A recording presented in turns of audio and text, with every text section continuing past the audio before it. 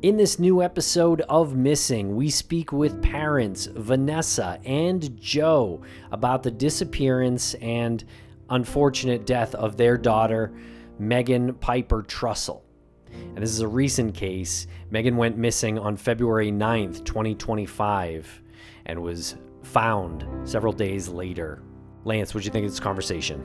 Well, we had met Vanessa and Joe at CrimeCon, and I think we both were instantly in agreement that they had to come on the show. So we followed up and communicated with them via email. And I think that this is one of the more incredible, frustrating, tragic stories, but really coming from two individuals who have bonded together to bring justice for their daughter. Even though they are separated in their relationship, they are still fighting for Megan. And what I really liked the most about this conversation was how they described Megan, how they described the relationship that both of them had with her, the type of person that she was, and the possible future that she might have had. I thought that was really inspirational. What did you think? Yeah, Megan absolutely seems like she was a great person and would have been a lot of fun to be around. It's such a tragedy we really feel for Vanessa and Joe. We really appreciate them coming on here and bearing their souls.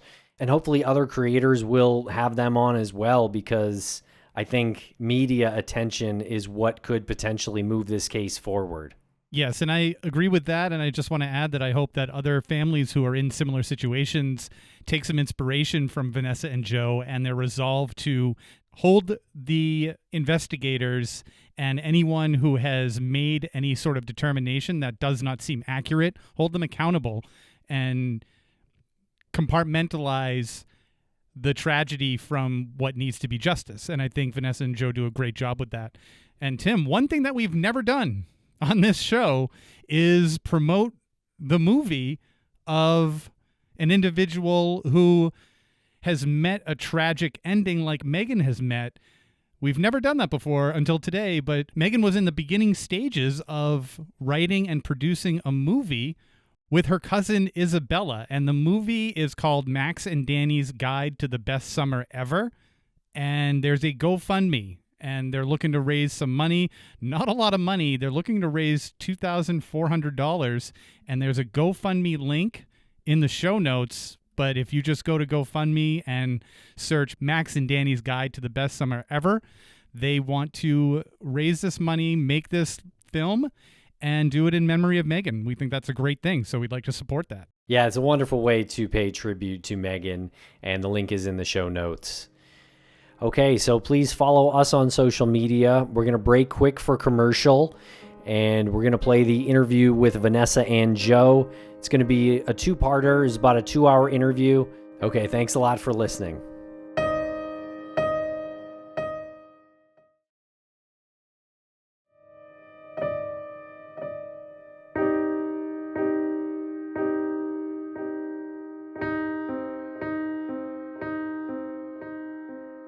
We are being joined by Vanessa Diaz. Vanessa, how are you today? I'm good, thank you.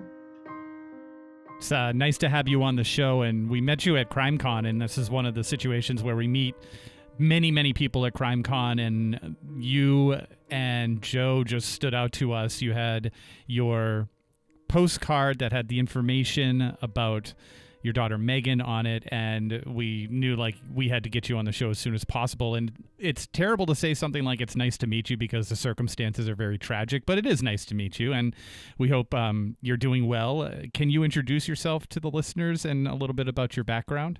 Yeah, my name is Vanessa Diaz, and I am Megan Trussell's mother. I am a native of Colorado. Actually, my family's been in Colorado since it was Mexico. I'm bilingual English and Spanish, and so is Megan. I'm one of 4 kids. Lived here in the Denver area my whole life, and it's where I raised Megan. And I'm actually an elementary school principal. I've been an educator for almost 30 years now. Is that the first occupation that you started with? Have you done anything else? Because 30 years in education, it's amazing. We always like to highlight that. And you've risen to the ranks of principal of an elementary school, and I can remember the principal of my elementary school, and you don't realize when you're a kid, obviously. You don't realize how much work goes into that. And looking back on it now, it's really remarkable. And it's one of those occupations that I think just needs to be highlighted more and celebrated more. But had you always wanted to do education? Yep, since I was very, very little girl, I wanted to be a teacher. So became a teacher, and then somehow I had leaders that I worked with, other principals who just elevated me to become a leader in the school, and now I've been leading this school. Actually, this is my 5th year as principal here at the school, and I love the community. It's a dual language school, so we really value bilingualism, and we're not trying to cure kids of Spanish. We're trying to make sure that they value their culture and that they continue with their native language, but also learning our English. Like English, we start very young. So it's English earlier and Spanish longer. So we make sure that kids can maintain their Spanish all through 5th grade. That's fantastic. We welcome Joe to the conversation.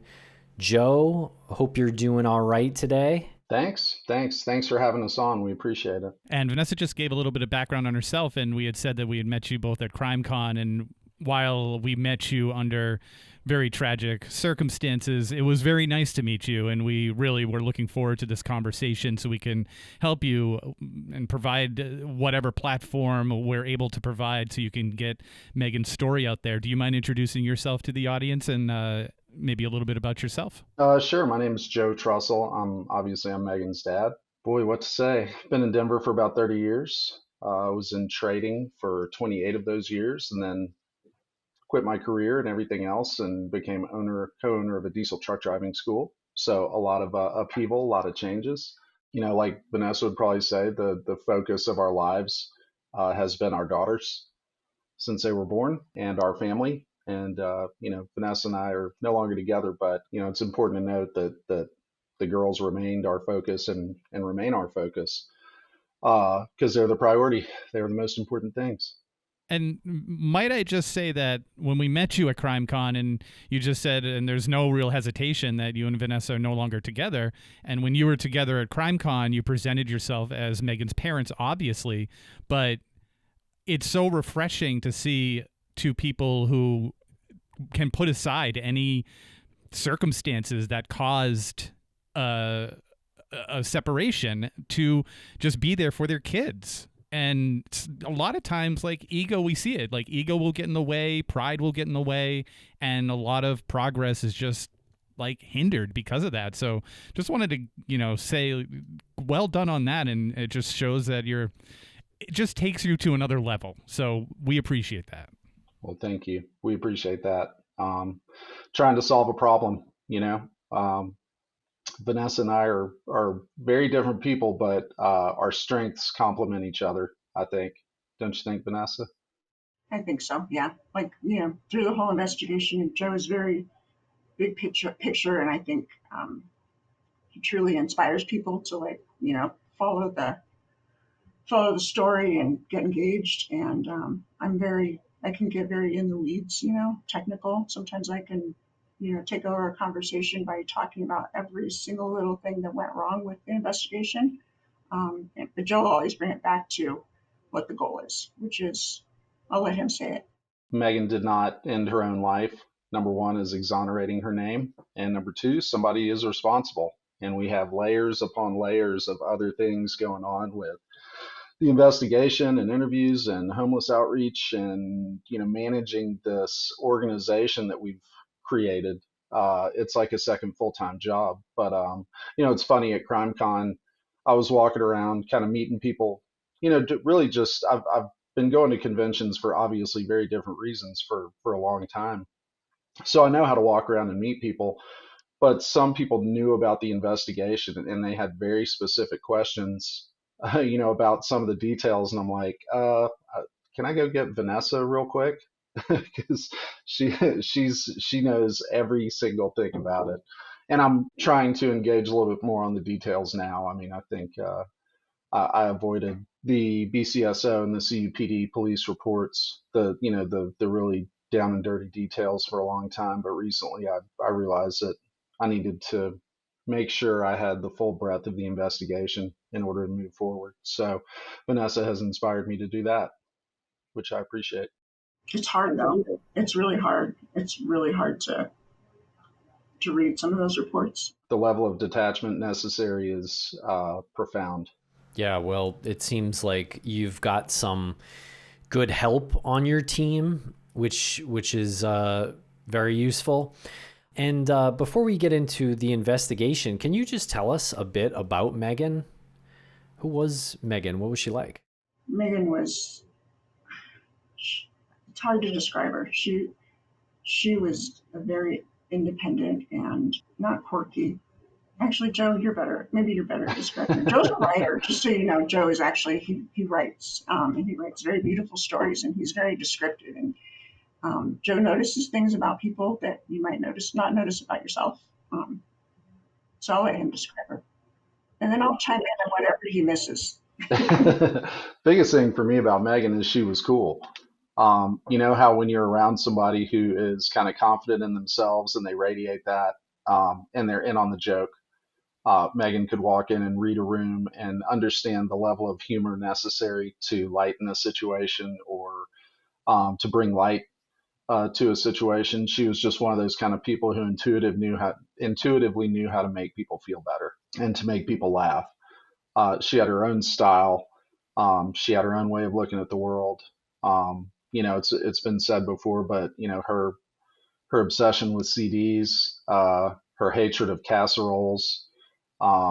She had her own way, and Vanessa and I really promoted that and reinforced that, and really wanted her to flourish in whatever way she wanted to flourish in. So she was not like the other kids in the fact that she was very independent, had her own style, and she was just great to be around. She was the kind of person that if I saw a movie or heard a song or saw a documentary or something that I thought she'd be interested in, she would jump in with both feet, and really good at analysis of movies and music and art. She was a great friend, truly. That's an amazing thing to say because we don't typically hear that they were a great friend. That's really a very cool thing to hear. And it's also really cool to hear you describe her as being cool and someone who could assess the situation and try to apply some sort of humor to lighten anything that might be, on a serious note. So I'm wondering if that's something that she discovered in herself really young, or was that just maybe a combination of the influences between you and Vanessa and just how you raised her? She figured it out very, very early. Well, it's interesting. When she was a little kid, she loved to be the center of attention. She loved to make people laugh. As she became more independent, she became a little bit more subtle, I'd say. Once we identified her sense of humor and just the way she made people laugh, we supported that. She was from a very early age, she was just hilarious. She went as Lady Gaga for Halloween. When was that? When she was 5. She had the silver wig and the sequin shirt and was like, that was just a costume for fun. I don't think she actually had Halloween costumes. That was just one of her weekends, like she dressed up like Lady Gaga. Yeah, or talk like a pirate, or any number of other things and she would come up with all this stuff herself, and she was just hilarious. Yeah, when she was really little, she like, Megan, what do you want to be when you grow up? So first, when she was like 2 or 3, I think she said a unicorn, and then when she got older, she said, I want to be in one of those shows where they put the laughs in, like a sitcom. Yeah. Yeah, where they put the laughs in, because she just walk around trying to make people laugh, like, so she could just cue the laugh track. So we actually bought her this little, I don't know, it was like a little speaker, but you could push buttons on it and it would do certain laughs or make different noises. So she would like tell a joke and then hit the laugh button. Yeah, she would score her own daily sitcom.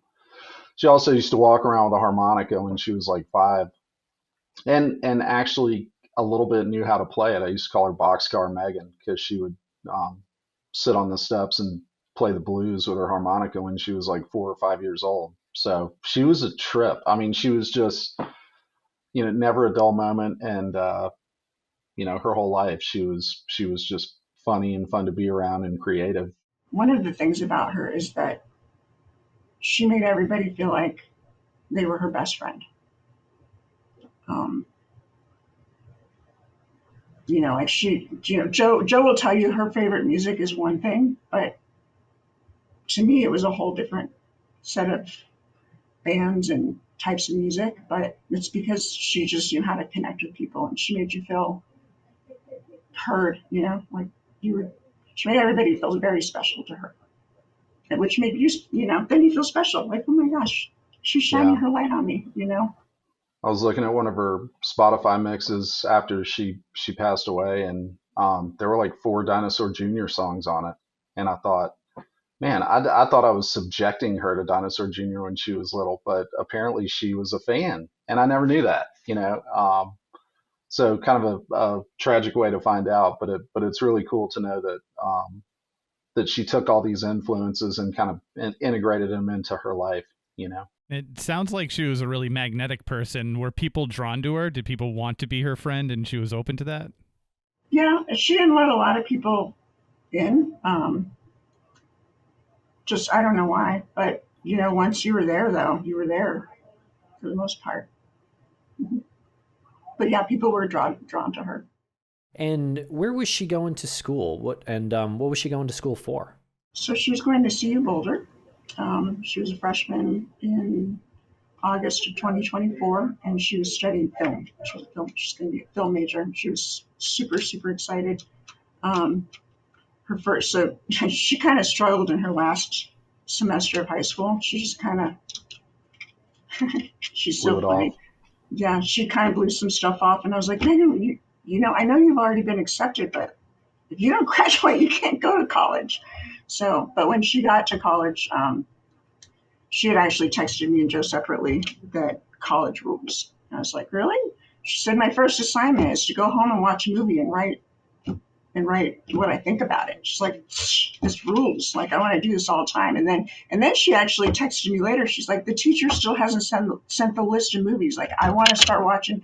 Like, she got home or got back to her dorm from class that day, and she was ready to watch her movie and do her homework. That's the first time ever in my life I had ever heard her do that or say that. Yeah. When she was a junior in high school, I said, Megan, we need to start thinking about where you want to go to school. Clock's ticking. And she said, I don't really care where I go. I'm only going to college because there might be bands that need bass players. I was like, yes, right answer. Oh, so she played bass? She was a bass player. Yeah. Okay. And Yeah. What types of movies did she want to make? What was her main genre? Well, so her and her, she was very, very close with one of her cousins, Isabella. They grew up together. They went to elementary school together, but Isabella was only a year older. And so they're writing this coming of age best summer ever type of movie.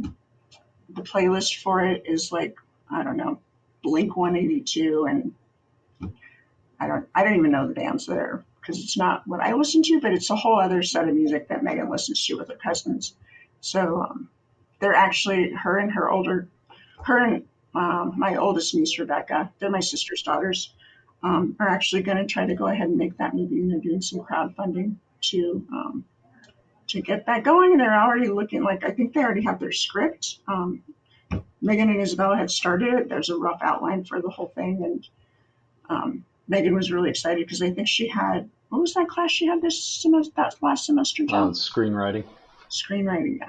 So she was really excited about that. She had some pretty good notes in her notebook about it. So yeah, I mean, although I think she had a lot of genres that she would be interested in, but that was what she wanted. That was a project that she would plan to do with her cousin. Yeah. She really liked comedies. She was, but again, in on the joke.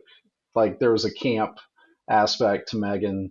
I was always surprised she wasn't yet a B-52s fan, but I figured she would get there on her own. But she loved the Birdcage. But she also like San Andreas, the disaster movie with The Rock, was one of her favorite movies. Every time it came on, we watched it, and not because it was good, but because it was bad, and we'd laugh all the way through it. I mean, she had a really well developed sense of humor. right before she went to school, I was loading her up with every movie that I could think of that I thought she needed to watch because I'm a big movie person before she went to school. And I said, okay, I want you to go to Wikipedia and I want you to look up Woody Allen and learn about Woody Allen. So she goes and she reads about him. She's like, all right, I got it. He's kind of creepy. And I said, yeah. I said, but he made some great movies, you know.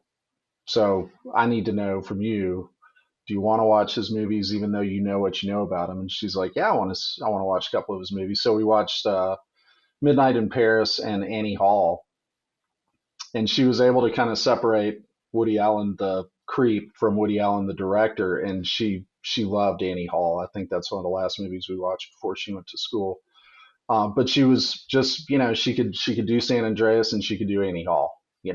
Um, she was just a brilliant young lady. She also loved My Cousin Vinny. Yeah. She could do the same. She was also very, very good with accents. So I told you she's bilingual in English and Spanish, and she could do all the accents in Spanish too, for whatever country dialect. But she loved to do the Marissa Tomei accent from My Cousin Vinny. And I don't know how many times I've seen that movie with her, but so many. And she could just sit there and like in sync with Marissa Tomei say all the lines. Mm-hmm. Yeah, those are all classic movies, and I always try to get an annual viewing of The Birdcage in. I always try to do that at least once a year because you got to really remind yourself how brilliant that movie is and how like perfectly executed the comedy is in that movie. And also, whenever you have the information and the GoFundMe or the crowdfunding link to the film that they're going to make, please send that to us. We'll put it in the show notes. We'll have you guys back on again and the filmmakers back on. We'd love to help you promote that and try to raise money for that. I think that's an amazing tribute. Thanks. That's yeah, awesome. absolutely. Yeah, I've also seen San Andreas more times than I probably should have. It's kind of a fun, watchable movie. Not good, but fun to watch. Well, there was the scene where Kylie Minogue goes down with the building. Megan thought that was the greatest. And then at the very end, when The Rock says, when everybody's standing there and they said, what are we going to do? And The Rock says, we rebuild. She just thought that was hysterical. So. And we'll be right back after a quick word from our sponsors. Thanks to our sponsors, and now we're back to the program. What happened the night that Megan went missing? So on Saturday, I'll start on Saturday, just to kind of give you a frame of reference. We were texting a lot back and forth. Megan's favorite cousin, Isabel, that I just told you, or I don't have a favorite cousin, closest cousin, I guess. They have their own language too. So many inside jokes that it was sometimes uncomfortable to be around those two because you're like, I'm not in on your joke. Am I the joke? Anyway, so Isabel's birthday was February 27th. So on the 8th, we were all texting and family chat and planning for Isabel's birthday. And Megan's like, heck yeah, I'm going to be there. And then Megan and I separately on our own chat, she was just telling me what her plans were for the weekend. And she was going to hang out with her new boyfriend on Sunday. And so, Sunday just kind of, and that was Super Bowl Sunday. So Sunday, came and went. It's kind of cold, not too cold. I was just trying to give her space, don't want to be that overbearing mother, even though I really wanted to. So no text on Monday. And then on Tuesday, I sent her a picture of our cat because she absolutely loves that cat, which, by the way, that's an example of, Megan was really bummed when Joe and I separated. But we were sitting on my couch one day and she's like, oh my God, we can get a cat. Because Joe's allergic. So we got a cat. She absolutely loves that cat. So anytime I would send her a cat picture, she would respond almost immediately, kitty, with a big hug and heart, right? Well, she didn't read that message. She didn't respond to that message. And on Wednesday morning, Joe sent me a text. He's like, have you heard from Megan? And I was like, not actually response since Saturday. So we went into panic mode pretty quickly, actually, because that's not like Megan. And she had read receipts, so you could tell if she actually looked at the message, and she would never pass up a cat picture. So that was a big deal to me. So I called the dorm, called the residence hall, had them do a welfare check. They wouldn't tell me if she was there or not. They said, well, just tell whoever's there to call their mom. I didn't get a call. So then I called back and they said, well, no, we told the person. So they, if she was there, she would call you. Or, if she didn't call you, like, they gave me some stupid excuse. And so then I got on the T-Mobile account and I looked, and there was absolutely no activity on her phone since Sunday evening around 9:45. So I started texting all the numbers that she had been texting on Sunday. One of them was her roommate, and she said she hadn't seen her since Sunday. And one of them was the guy she was dating, and he said that they. I said, who is this? And he said, well, I was dating your daughter. And I was like, what do you mean was? He said there was a confrontation between her and her roommate, and the roommate was pretty upset, and it was some kind of, I don't know how he worded it. What did they call it? They said it's like Megan didn't respect a boundary that the roommate had set. Well, I come to find out later, it's that the roommate was supposed to be at work. She left for work at 7. She wasn't supposed to get home till 11:30. According to police reports, she wasn't supposed to leave work. She wasn't supposed to leave for her break. Yet she went back to the dorm, supposedly to get her headphones, although the CUPD agent actually went and asked people, and they're like, I don't remember seeing her with headphones that night. So the boundary was that Megan was not allowed to have her boyfriend in her dorm, which to me, from the outside looking in, I'm like, that's a ridiculous boundary. Like, she's a freshman in college. Her roommate wasn't there. It's not her freaking business what Megan is doing when she's not there. Like, as long as they're not touching her stuff, it's none of her business, right? Well, the roommate wasn't real happy that Megan had, this is what Megan told me and told her sister, that the roommate wasn't happy that Megan had a boyfriend. She, I have to choose my words carefully. She had some troubling behaviors that Megan was growing increasingly concerned about with this roommate. So she, was pleasant with her, but she was distancing herself from her for sure. So this roommate Megan didn't think she was happy that she had a boyfriend, because she wanted Megan to really just be there and not hang out with other people, just hang out with her. At least that's how Megan felt. So the roommate came back to the dorm when she was not supposed to. She didn't knock. She just barged in and, caught them in the dorm, and then told Megan, this is unforgivable. She wasn't there very long. And then she left. The boyfriend got, he was like, I don't need to be involved in this drama. If I wasn't supposed to be here, why didn't you tell me? And then he said, I want to take a break. And he left. I think he left around 9:15. And then I think Megan sent some texts to Haley. I don't know if she sent anything to the boyfriend, but she told the roommate, I'm sorry. The roommate said, whatever, it is what it is. And Megan said, it won't happen again. And she said, whatever, I just don't want him there when I get back. Megan left her dorm shortly after that.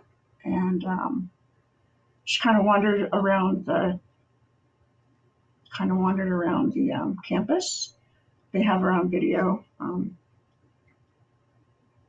I had to map it all out so I can look exactly what the path was. I've asked for the camera footage for that, but I haven't received it yet. But the last place that she was seen was leaving the campus on something called the Buff Walk. And then there's no sightings of her anywhere in town, across town, any Ring cameras, nothing. And then her phone pinged at just past the Even G Fine Park, which is in Boulder. And that was at about 10:55. It would have been a very fast walk for her to get there. They say it's doable, but I know the way she walks, and I don't think she could have gotten there walking that fast. And then her phone pinged again farther up in the canyon about an hour later, and that was where her body was found in an area that would have been there where her phone was pinging. So they reversing a little bit. So on Wednesday the 12th was when Joe and I realized something was very wrong. I called and made a police report to CUPD. We booked it down to the campus. We went into the dorm for a little bit. The roommate was so creepy, like smiling, and she had this person that was there, and Megan and her, there was conflict there already because her roommate had been having this person crashing in her dorm like every night. And Megan was like, she told me about it, she told Joe about it, she told all of her cousins, she told her sisters, she told her friends, like everybody she knew. Megan was not happy that this person was always in her space, right? Like she wanted to watch movies, and if you're sitting there, somebody else is in there, she's not comfortable, So she finally had a conversation with the roommate about they can't stay here all the time. So when I got to the dorm and that person was there sitting on these cushions that I bought Megan, it was upsetting. Megan's older sister, and I left the dorm, went down the hallway. The roommate sent a text, "Hey, if you want me to step out, you guys can come back to the dorm, that's fine." And I was like, great. So we went back to the dorm until Joe got there. I talked to a friend of mine who works for the Colorado Bureau of Investigation. She was kind of giving me some advice on how to proceed with this whole thing. And she suggested that we actually go to see the police station, which was actually right across the street from Megan's dorm. So we went there, and I mean, this is where I can really get into the weeds, was how long it took them to actually do anything. They were looking for her on cameras, but I don't think it was until 9:00 that night when they asked us for a picture to do the bolo. And when I sent them a picture, she had red hair. In her student ID, her hair was blue. So they were only looking for someone with blue hair for hours on the cameras. So I think it was at like 9:00. Then they're like, oh, she has red hair? Okay. So they figured out what time she left the dorm, where like the direction she went. They finally got the data back from T-Mobile to isolate her location. CUPD did not know how to read the reports at all. They were telling us that it looked like she was in this nearby town called Meade and then Longmont, and like the phone, like it looked like the phone was bouncing between places, but really the phone was stationary. It was just, how triangulation on phone towers work. At least I didn't really know that at first. I'm learning about it now, but they finally kind of isolated an area that they thought she might have been in. They hopped in their cars. Actually, Joe put it this way, like it was not an extensive search that night. And that wasn't until maybe 12:00 that night. Yeah, the exact words of the detective on duty, I said, her phone's pinging in Longmont. And he said, we might take a ride out there in a little while and see what's going on. So they were not taking us seriously because they've seen it a million times. She's couch surfing. We explained to them, we've talked to all of her friends. This is outside of her normal activity. This is not her behavior. And they were, we were freaking out. I barely remember that first night because I was in a complete state of shock. The first 4 days is a nightmare that I'm still not there with. Everything else I've reconciled as much as I can, but that whole part where we were at CUPD is just, we were in a state of terror and they weren't taking us seriously. And it was, I can't describe what that feels like. And we'll be right back after a quick word from our sponsors. Thanks to our sponsors, and now we're back to the program. One other thing I just wanted to bring up as part of what Vanessa's talking about, here in Colorado, Boulder is referred to as the People's Republic of Boulder, um, because it operates under its own rules. There are cameras everywhere, all over that town, on top of every stoplight, at every corner. You were being watched all the time. How is it possible that Megan was never seen on camera after she left the campus? It makes no sense that if she was walking across that town in a very heavily populated area, that she would not be caught on any camera. Just something to throw in there that irritates me. Yeah. Well, and they insist that she walked there. And the truth is, because it took so long to report her missing, or for them to even, to get the warrant for the phone records, they actually only keep that data for like 48 hours. Like the camera very data. close. Yeah, they're very Yeah. close. Not just the cameras, the T-Mobile, right? Because it's so much data, right? Like it gets purged every couple of days. So they didn't have precise location data for her. There was very specific technology that they had to use to try to locate where her phone was. And even then, the locations weren't precise. It was giving a pretty big general area, and it was using 3 different towers, I think, to triangulate the small area that they finally identified as where her phone was, at least. Not necessarily her body, right? Because we don't know that. I have serious questions about whether she was there the whole time in that same spot. Right there in that area is where T-Mobile loses cell phone service. So she very well, and I can't rule this out myself, but that she very well could have been in a car, and that was where her phone lost service. And whoever did this brought her back to the place where her phone. I mean, I know that I hear myself when I say those things out loud, like that sounds pretty far-fetched, but once they started doing the search, they had dogs. And so this was on the 13th, right? So the 12th, I think we left the police station at about 1:30 a.m. And they told us they were going to get the search going the next morning, like 6:30. So I went home, fed the cat. I don't know if I got any sleep. I know Joe didn't get any sleep at all. I reached out to a friend of mine who lives in Boulder. And then she came down, met us. She started searching herself with a bunch of other friends, our friends, Paul and Judy. They printed flyers. CUPD did none of this, by the way. They printed flyers. They were hanging up everywhere. They were getting taken down. So you never wanted, because there were tours going on. So the posters were getting taken down. Like, Paul and Judy's daughter goes to CU, so she had access to all these places, and so she was going in, hanging up flyers in all the buildings.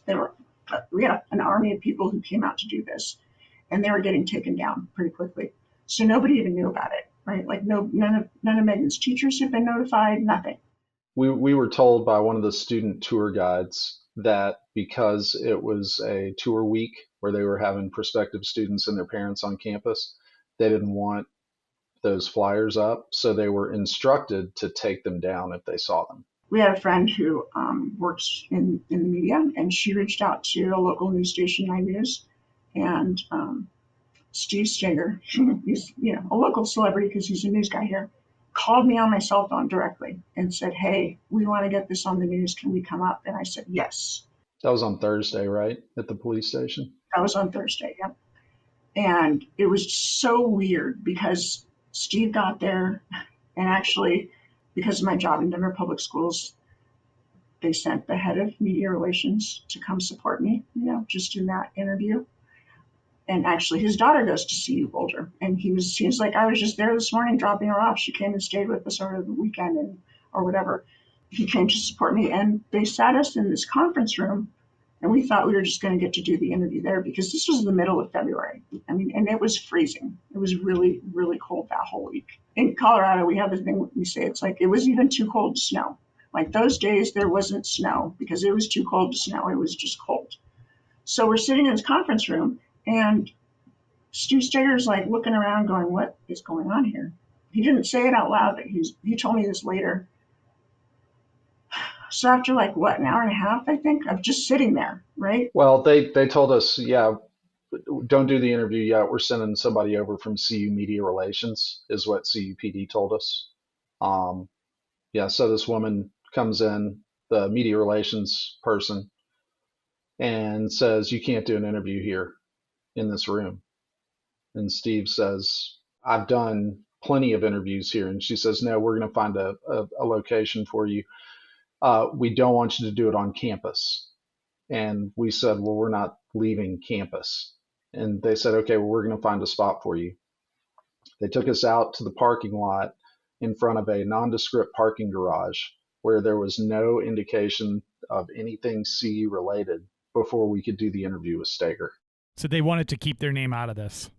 Well, it's the pathological need to protect the brand. And I don't, I think all, big universities play from the same playbook. I'm a big LSU guy. I imagine the same thing would happen there. So from a pragmatic point of view, I totally understand that they're protecting their brand, but it was extremely insensitive to do to us when our daughter was missing. Very unsupportive. Well, they kept insisting, well, she's just couch surfing based on, the disagreement with the roommate. By the way, that roommate never reported her missing, ever. And didn't assist with any of the search. No. And didn't put up flyers. Didn't do anything. Was this the first roommate that Megan had when she was in college? Yeah. Right. So she had been rooming with her for a year or so? A semester. A semester or so. Okay. And were they close before Megan and her boyfriend got together? I think they were trying, but, the roommate did and said some things that were increasingly just concerning for Megan. She had shared some things with me and with her sister and with her cousins about things that this girl would do. I guess one example that's kind of, she's also threatening to sue us. So that's why I'm being careful here. Although she did an interview with People Magazine last week, and there was, she paints herself as Megan's best friend, and she sent me some very completely inappropriate email or texts. She thinks she knows Megan better than anybody else, but the behavior she was doing. So her and Megan had this whiteboard that was on all the kids. There's a whiteboard on their dorm door, and Megan would do like little art doodles or put little sayings up there. And she said she came home one weekend and she's like, "Yeah, somebody is like messing with me. They're always putting comments by like my stuff that I put on the board." And I said, "Just yours, never Haley's or never hers?" And she said, "No, it's always just mine." I said, "Megan, who else would know that it's yours versus Haley's?" She was like, "You think it's Haley?" And I was like, who else would know? Who else would know, Megan? Like, you're doing bubble letters or fonts, or like, it's not your handwriting. You're not saying signed Megan. Who else would know that? And she was like, "Oh my God." Yeah, and there were just other little things that she would do, when she met Megan's boyfriend for the first time, the roommate walks up, she's like, "Hey, you present as pretty depressed. Are you seeing somebody about that?" And Megan was furious. She's like, why would she say something like that to somebody she just met? Freshman psych major. They want to diagnose everybody. I think her friendship, Megan's friendship with her roommate, when you get to a new place and they were a random assignment, you naturally connect with the person that you're put with. But, do those friendships grow and last? I mean, as Megan kind of, got into college life, got into campus, ran into old friends, started making new connections, got a boyfriend, she started to drift farther and farther from her roommate, which is kind of a natural progression, for most people. I've been best friends with my dorm mates and for 40 years now, so different experience. But I think that's Megan. Just there were some warning signs, and Megan was getting irritated with her roommate, and she told me over Christmas break, like, she wouldn't stop talking about it. Like, she does this and she does this, and I'm like, Megan, she comes from a very different background as you. You need to have a little bit of grace with her. Get through the semester, and we can move on. But anyway, I don't know if any of that is connected or not, but and I don't want to bash anybody. I don't know. I don't know what to say about that. I mean, I have my opinions, but I'm going to keep them to myself. Okay, that was part 1. Come back for part 2 tomorrow. Please like and subscribe. Thanks a lot for listening.